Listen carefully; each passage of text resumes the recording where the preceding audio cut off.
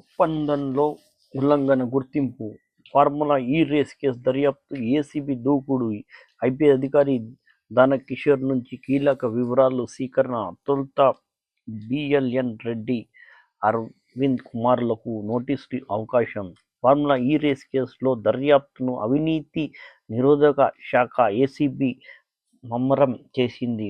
Telangana municipal శాఖ formula ఈ race operation limited ఎఫ్పిఓల మధ్య జరిగిన ఒప్పందం, అందులో చోటు చేసుకున్న ఉల్లంఘనపై అధ్యయనం చేస్తుంది. ఈ కార్యక్రమంలో కేసు ఫిర్యాదుదారు ఎంఏయుడి పురపాలిక శాఖ ముఖ్య కార్యదర్శి దానకిషోర్ నుంచి పలు విడతలు సమాచారం సేకరించింది. ఏసీబీ మంగళవారం కూడా దానకిషోర్ నుంచి సోమవారం 7 గంటలు వివరాలు తీసుకుంది. వాటి ఆధారంగా దర్యాప్తును ముందుకు తీసుకెళ్లే పనిలో నిమగ్నమైంది. ఈ సమాచారాన్ని విశ్లేషించిన అనంతరం తొలుత హెచ్ఎండిఏ విశ్రాంత చీఫ్ ఇంజనీర్ బిఎన్ రెడ్డి, ఎంఏడి అప్పటి ప్రత్యేక ప్రధాన కార్యదర్శి అరవింద్ కుమార్లకు నోటీసులు ఇచ్చి వివరించినట్టు తెలిసింది. ఒప్పందాల్లో ఉల్లంఘన గుర్తింపు,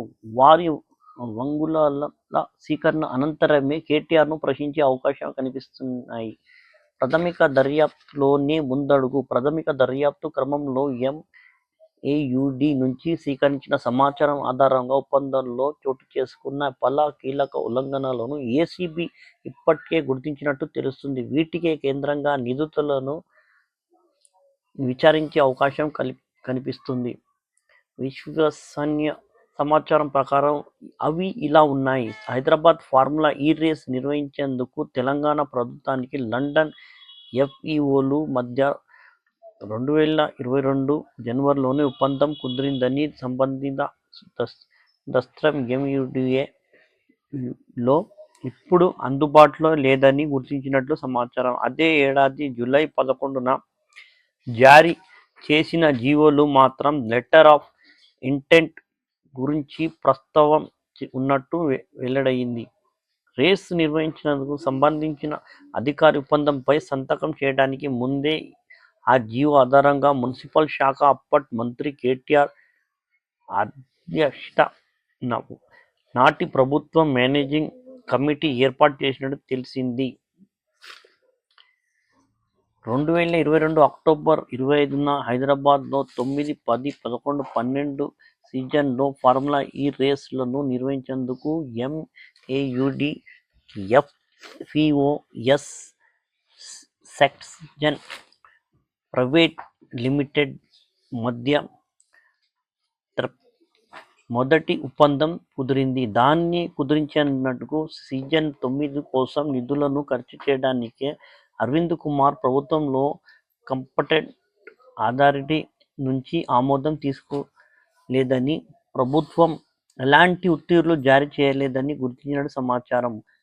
మొదటి ఒప్పందం ప్రకారం ఈ ఏడాదిలో జరగాల్సిన సీజన్ 10 రేస్ కోసం నెక్స్ట్జెన్ ఎఫ్ఈఓలు రుసుం చెల్లించాలని, దానిలో భాగంగా 2023 మే నాటికి మొదటి వాయిదాగా 50% సొమ్ము చెల్లించాల్సి ఉంది. కానీ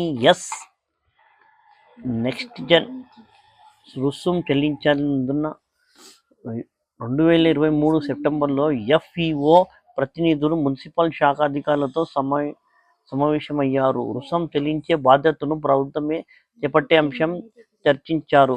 ఆ ప్రతిపాదనకు ప్రభుత్వం అనధికారికంగా అంగీకరించినట్టు గుర్తించారు.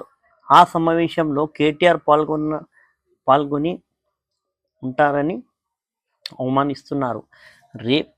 రేసులు నిర్వహణ నిమిత్తం 160 కోట్ల పరిపాలన అనుమతి కోసం అరవింద్ కుమార్ 2023 సెప్టెంబర్ 27న నోట్ ఫైల్ సిద్ధం చేశారు.